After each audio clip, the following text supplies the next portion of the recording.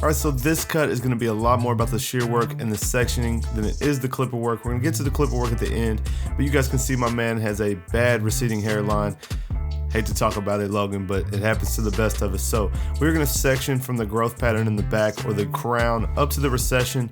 We want to make sure we leave all this hair on top to help cover his front hairline. So you guys see I have it sectioned out. Now we're going to do block graduation starting in the front tied to the head because we are going to do a skin taper on the sides. So you see my fingers are flush against the head. I'm actually even going to move this up a little bit further. And as we get to the back, instead of rounding with the head shape, we're going to go straight back and create a corner at the back connecting to the mullet.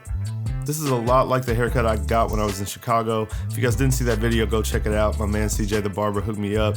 And as far as I know, guys, he is coming to YouTube soon, so we'll have to be on the lookout for that. But you see I'm just pivoting my fingers out and taking the guide from the sides straight back, not rounding to the head shape, and connecting to the length in the back.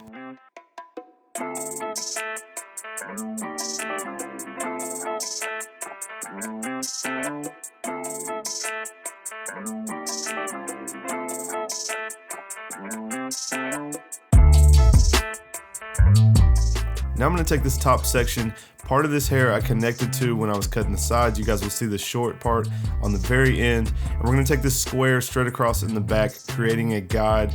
This is going to be our length at the top of the back.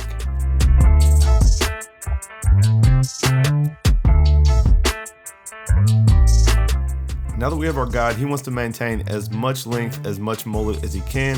So I'm going to pull the hair out. You guys see I'm going to stop when the guide hits my fingers and connect it, sloping out, adding more length at the bottom. And guys, that's how you want to attack it. If we want it longer at the bottom, we have our guide at the top. We just want to connect the two. So you see I'm just tilting at about a 45-degree angle, and then we'll continue to carry that down all the way to the bottom and connect it all together.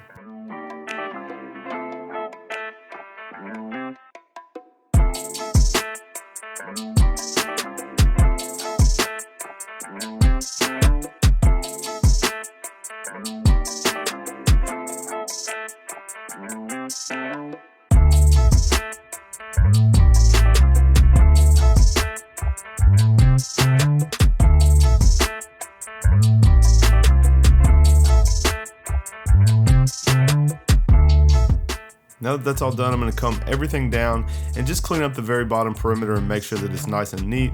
So you guys see there's not going to be a whole lot to take off. I'm just going to clean it up and make sure that it's all even, and then we can move on to the top.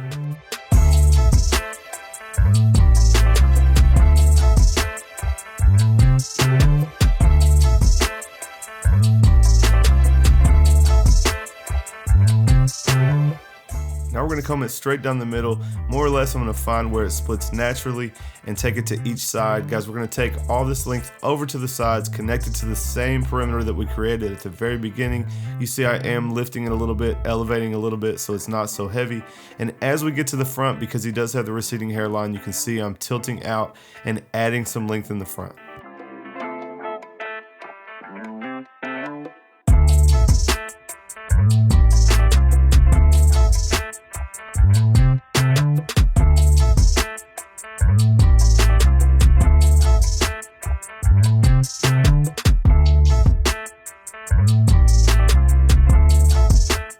Now we're combing everything forward, and you guys can see these short parts that we have on the edge. We're gonna go ahead and connect that all the way across the front and give ourselves a nice clean fringe, and then we'll clean up the rest of the weight on top.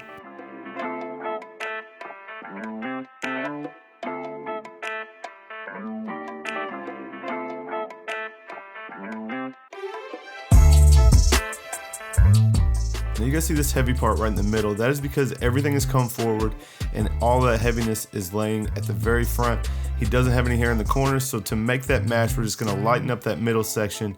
Now we'll come behind and clean up anything back behind the recession. We don't wanna take any of that length that we need in the recession. So you guys see I'm just working in the very back behind the recession, making sure we have it square straight across, and then we can move on. All right, moving on to the clipper work. This is a number 3, guys, and the beauty of block graduation is that the number 3 will connect right in. So you guys see I'm able to feed that number 3 straight in off the head. If you guys watched me for a while, I used to use a number 4, but after taking the Joshua B class, he used a number 3, and once I started trying that, it was even easier and less of a blend once I got my clipper work done on the side to connect to the 3. So you guys see we've connected to the top. Now we're just gonna basically flick out into the hair in the back and make sure that it flows in nice. Like I said, he wanted to really maintain this mullet, so I'm gonna really try to preserve that and just make sure that we have a nice transition going into the length in the back. Now we're gonna come in and start our bald guideline. It is gonna arch behind the ear, so I'm basically gonna treat it like if I lined up the back, coming over the ear, arch it around, not quite a burst fade, I guess technically it's a burst fade, but we're gonna go to the bottom of the vertical bar. We'll go ahead and bald everything out, come in with the shaver and get it down to skin, and we can start our first step.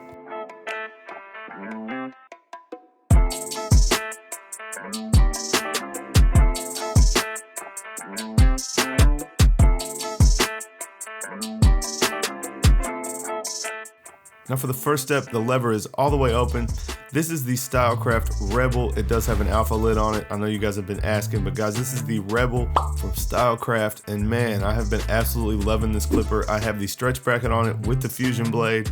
It gives me a nice open section, and you guys are gonna see right here, it closes up enough to take the bald line out. So we're gonna do closed clipper at the bottom of this section, halfway open in the middle of the section, and we set the section in with the lever all the way open. Then I'm gonna play with my lever a little bit, guys. You see he has a little bit spotty hair, so I'm just gonna play with the lever and get this blended out, and then we can move up.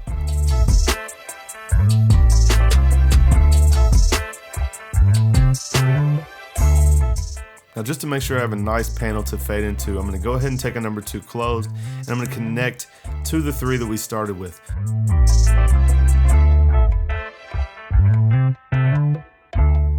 Now our next step will be a 1 guard all the way open. We're gonna follow the same exact shape that we started with. And when you guys are dealing with the back where the hair is going down, obviously, we're just gonna use about 3 or 4 teeth on the corner of the blade, as you can see what I was just doing right there. So you guys aren't gonna be able to use the whole clipper sideways. You're just gonna use 3 or 4 teeth, work your way up, and then around to the flat part of the fade. Now we're using our 1.5. It is halfway open, and we're just trying to connect the open one to the 2 closed that we just did. So this is halfway open. It should just have a slight line to take out between the 2, and then you guys can see all we have left is the line between the open section and the open one. So now we're coming in with the closed one. This should lighten this line up. It is not going to take it all the way away, and you guys know if you watch the channel, the magic eraser, the half guard, we will come in next and take this last little line out, and we should be done.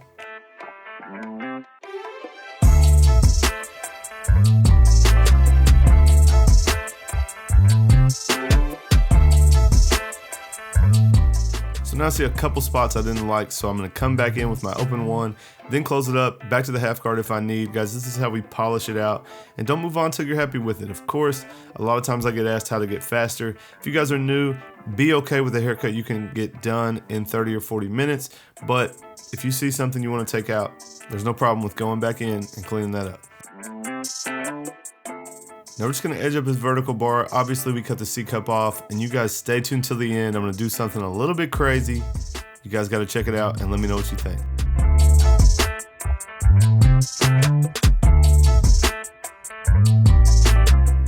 All right, moving on to the other side. You guys follow along with the color guide down below. We're gonna do the same exact steps, except I started with the number 2. Guys, I learned this hair. I saw what it just did on the other side, so I adjusted. But real quick, I wanna ask you guys, have you guys all seen my slow motion, zoomed in-depth breakdowns? If you haven't, go check them out. If you guys have, please leave me some feedback on that. I'd love to have some more ideas that you guys want me to break down like that. Somebody said do all your tutorials like that. I'm not really sure how I can film in slow-mo and really do it different, but I am looking to do more of that because you guys definitely are showing me that you love it. So leave me some feedback on that and I'll work on it.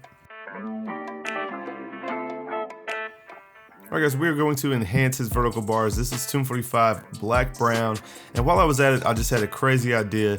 I wanted to kind of give an ombre effect, so I'm going to spray pretty dark hair color up into the corner, and I'm just going to dust it out just to give his hair some darkness underneath. Obviously his white skin showing through does not help that receding hairline, and so I just had an idea, I wanted to try it. We're going to try it on the other side as well, but in my opinion, it absolutely helps hide that receding hairline.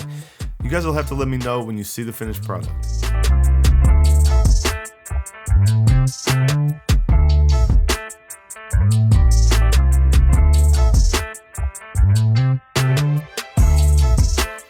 Alright, now we're gonna go ahead and give him a finished style. I'm using my wide tooth comb, and guys, this is one of the most important parts, especially when you're dealing with a receding hairline. We need to make the hair go where we want, help it cover the corners, and you guys see I'm gonna piece it together like this.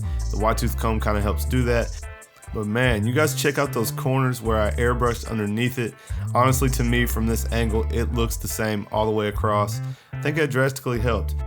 So there's my man before. Check out them corners. Man, my poor guy Logan, I know your pain, brother. And there's the finished product, guys. Crop top, mullet, high taper.